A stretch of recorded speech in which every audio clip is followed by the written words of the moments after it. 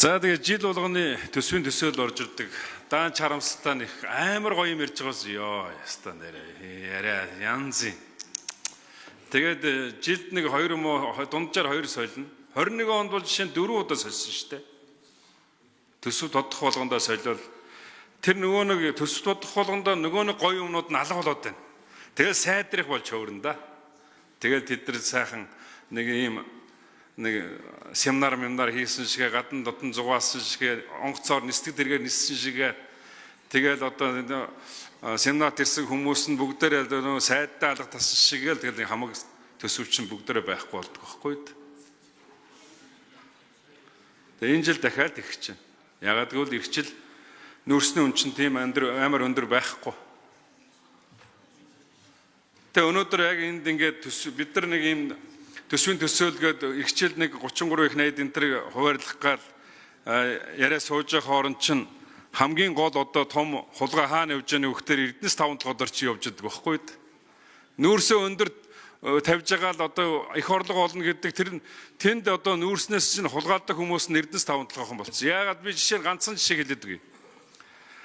Админерал энержи ресурс компаниуд яг уурхай дотроо баяжуулах одоо үйлдвэр барьж яхад нөгөө Эрдэнэс 5 дахь 14 км-ийн цаана 30 сая тонн одоо нүүрс баяжуулна гэж үйлдвэр барьчаад яг ашиглаад явна гэхээр нэг ойролцоогоор 10 саяг л одоо баяжуулах тийм үйлдвэр барьсан. Тэрнийг нэг их 80 төгрөгөөр барьсан байгаа шүү дээ. Тэгээ одоо яаж ийм нөхдөр тэр дарга нар нь яаж ийм нөхдөр дахиад тендер зарлана. Тийшээ нөгөө хоноор явуулна. Хонорөөсөө бас жоох мөнгө хуснаа. Ингээл байж шүү дээ. Ийм байдлаар ерөөсө хулгай зэлгийн ч бүр хаасаагүй шат шатандаа явцсан. Одоо тэгэл 7 их найдын төсөвтэй Эрдэнэс 5 дахь чинь 7 их найдын төсөвтэй. 7 их найд шүү. Юу тэн чин тэгээ гав ганцхан захирал нь тэгээд нөгөө нэг гол юмын тэр нөгөө нэг худалдаа авах ажиллагааны дарга нь мэддэг гэж байгаамаа. Тэр нь бол жинхэнэ хулгайч гэж. Тэгээд тэд нар мэдэр нь бол одоо ерөөсөө ингээл юу энд сууж байгаа их хурлын гишүүд сайдар майдар бол сургуу байхгүй. Одоо та нарын нэг шинэ хиндүү гишүүд одоо очоод одоо лувсан жамчаар чамааг очих юм бол хөлөөгч гэж тоохгүй. Нэр шүү. Бүр тийм дампуурсан даварцсан газрууд бий болсон. Тэрнийгээ зэгслэхгүйгээр та нар энэ лагдаг төсвөөрөөд ийм гоё бүтээн байгуулалт энэ Монгол орон даяар хийн мэн гэж яриад ямар нэмэр байгаа юм бэ? Ямар ч нэмэр байхгүй шүү дээ. Дунд чатан чи ерөөсө хулгай зэлгийг хэрээс хитэрсэн.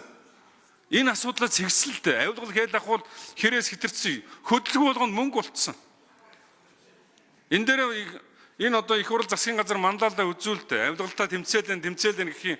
Яагаад ард иргэд энэ зүгээр л одоо энэ өчтөр ингээд өөртөө ингээд ямар нэг шахалтгүйгээр ингээд гарч иж загсаж чинь дургуусч чинь гэдэг чинь юунаас шалтгаалж байгаа. Ерөөсөө тэр татвар нь өндөр, авдаг татвар нь өндөр, бизнес ерөөсөө явж байгаа юм байхгүй.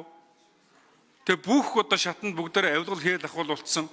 Тэр мөрөнд нь бүгдээрээ дарагдсан тэр ард түмчин дургуутсаад ялангуяа бизнесмэнүүд энэ хэдэн одоо сайн хүнийхээ цалинг арайчуу тавиал тэгээд амьдралаа ингээд урагшаа явуулж яхад сайд нар тэр одоо саяхан автобуснаас бууж ирж л да яг худлаа л да автобусаар юу гэж очих вэ? Том машинаар очиод автобуснаас бууж юм л үзүүлж байгаа.